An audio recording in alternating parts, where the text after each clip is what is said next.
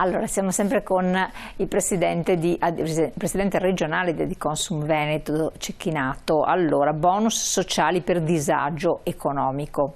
È praticamente uno sconto automatico che viene applicato in bolletta. Bisogna entrare in certi requisiti.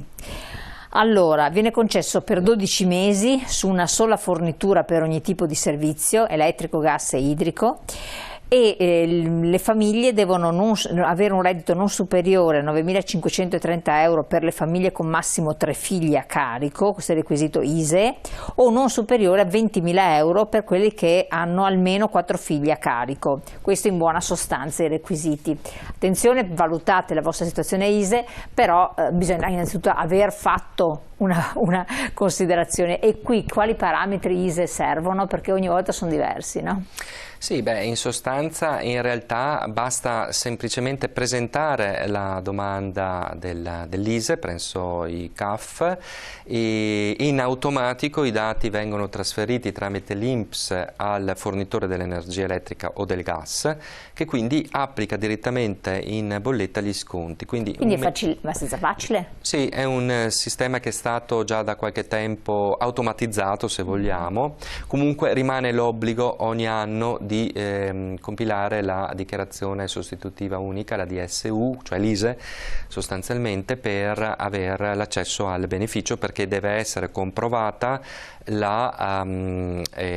non si sfori il tetto previsto di 9.000 euro che è stato citato prima. Anche qui gli importi sono stati aggiornati dal 1° di aprile e venivamo da un beneficio che veniva concesso per soglie ISEE molto più alte, purtroppo adesso invece sono state diminuite, quindi la platea dei beneficiari si restringe, ma comunque è un ottimo strumento per chi naturalmente ha i requisiti necessari per avere un aiuto direttamente in bolletta. Attenzione che vale sia per l'energia elettrica, per il gas, ma anche per l'acqua, che è un monopolio naturale, ma sempre come diciamo ambito di regolazione gestito da ARERA, e quindi anche per quest'ultimo la legislazione nazionale prevede un contributo che viene concesso però sempre previa compilazione dell'ISEE. Ogni anno ci dobbiamo ricordare di farla, di presentarla, e poi viene in automatico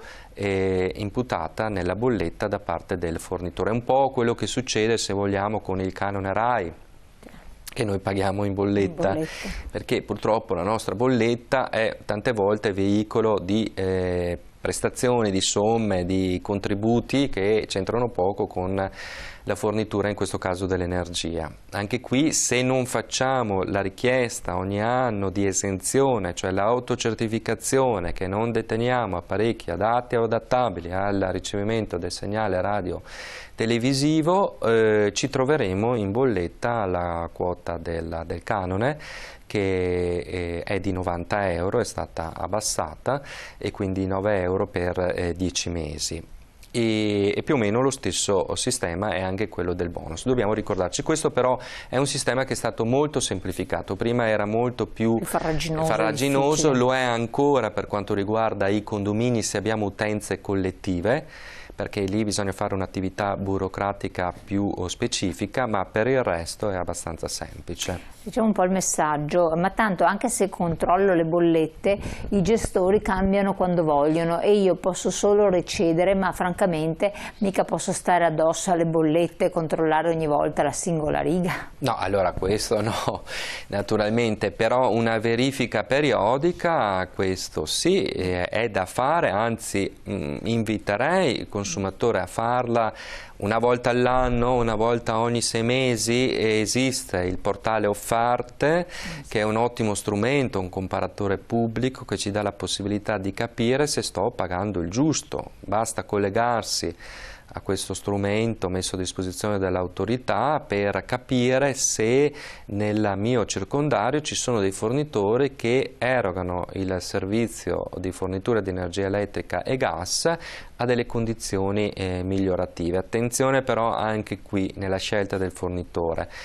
È bene sì orientarsi in base alle possibilità di risparmio, però è anche opportuno verificare la credibilità del fornitore, e oggi Internet da questo punto di vista è un ottimo strumento.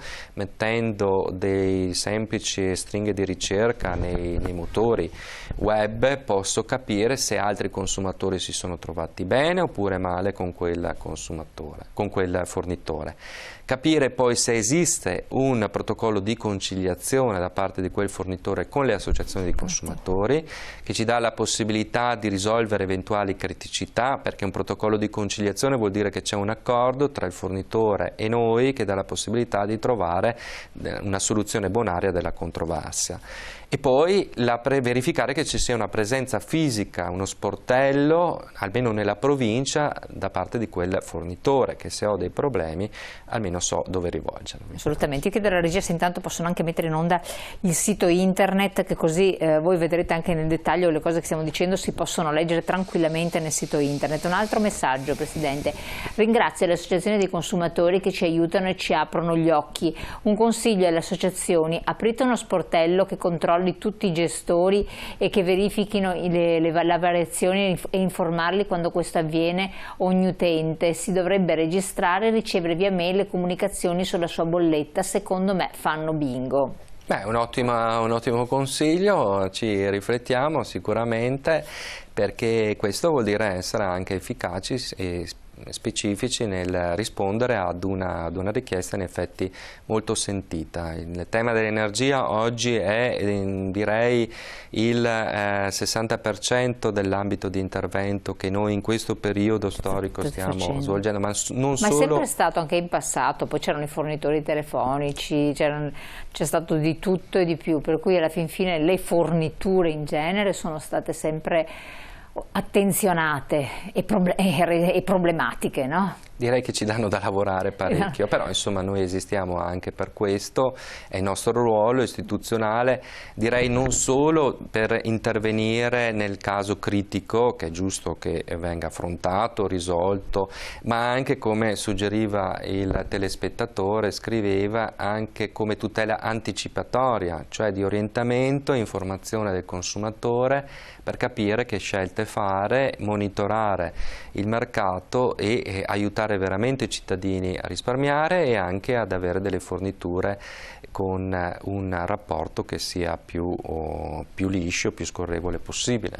Ecco, mi è venuto in mente, relativamente al discorso che l'ha fatto prima per chiedere i bonus, bisogna fare attenzione a un'altra cosa particolare, l'intestatario della bolletta. Assolutamente perché sì. Perché questo tante volte si trascura questa componente qui e si rimane, tra virgolette, fregati. No? Sì, ottima precisazione, perché deve essere sempre fatta l'istanza da parte, o meglio la compilazione dell'ISEE deve essere presentata da chi è l'intestatario della bolletta e naturalmente per il suo nucleo familiare, e se questo non avviene purtroppo si rischia di perdere il bonus, e anche un'annualità di bonus può fare la differenza in un budget familiare. Cioè, ad esempio un appartamento in affitto dove non è stato fatto un passaggio di titolari, magari resta il proprietario dell'appartamento.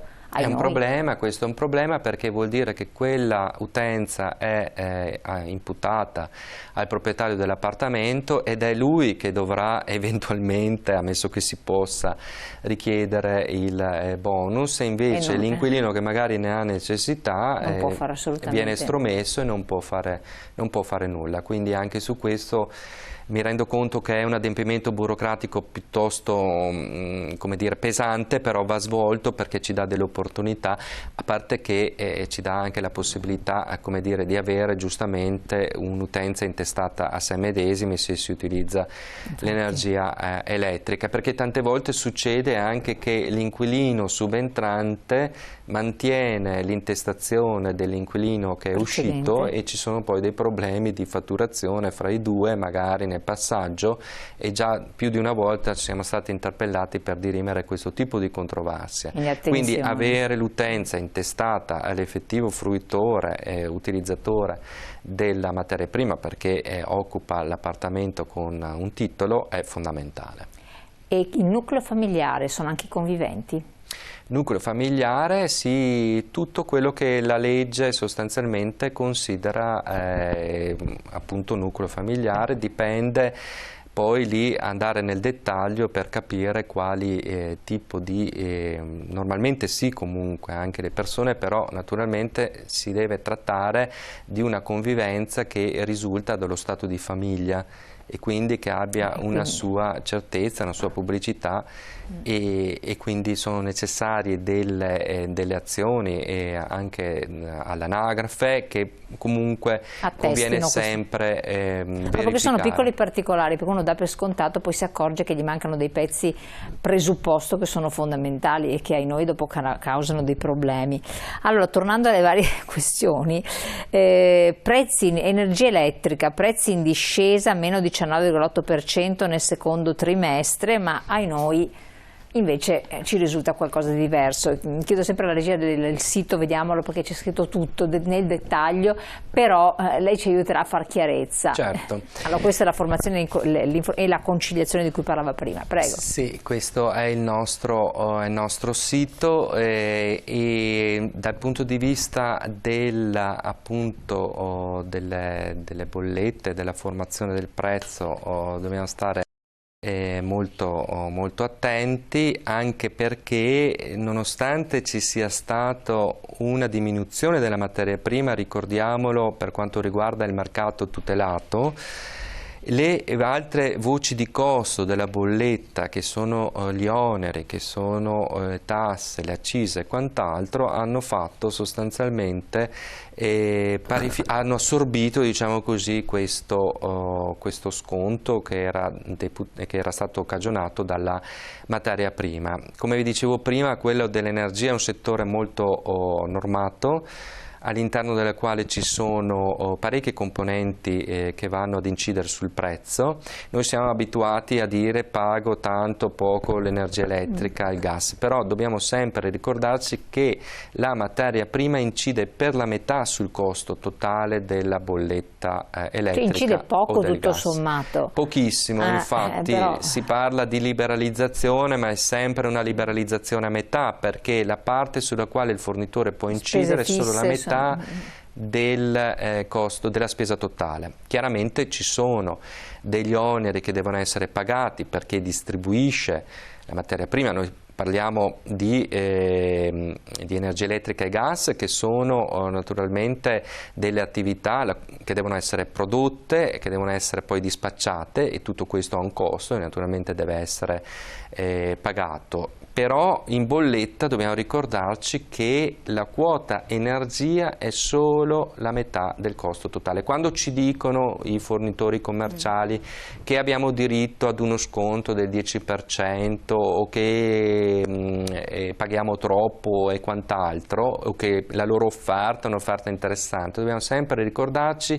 che parlano della quota energia, quindi a quel prezzo, a quell'importo noi dobbiamo aggiungere circa la metà, che non è poco. Sì, infatti. E questo dobbiamo averlo ben presente, perché se ci dicono che ci fanno uno sconto del 10%, non possiamo pensare che è il 10% sul totale, è il 10% sulla quota energia, e alla fine della fiera vuol dire 5%. Ai noi, quindi i vantaggi si controbilanciano con gli svantaggi, questo è un dato di fatto. Visto che ci siamo, ne approfitto perché questo ce l'ha chiesto tanti telespettatori e stiamo parlando di energia elettrica, voi date dei consigli molto saggi su come ricordarsi di risparmiare, poi anche il discorso ci sarà anche quello dell'acqua, perché anche le bollette dell'acqua sono pesantine. Allora, quali sono i consigli fondamentali per l'energia elettrica? Ricordiamoli sempre. Ho capito, c'è la pubblicità. Allora, per raccontarli con calma, che sono insomma diversi, tanto anticipiamo le lampadine, il frigorifero, la stufetta, il ferro da stiro, il lavastoviglie, l'aspirapolvere, come lavare le cose, lo stand-by, le classi energetiche, insomma ce ne sono tantine. Lo facciamo dopo la pubblicità, sempre con il Presidente, tra pochi secondi. Restate con noi sul 19.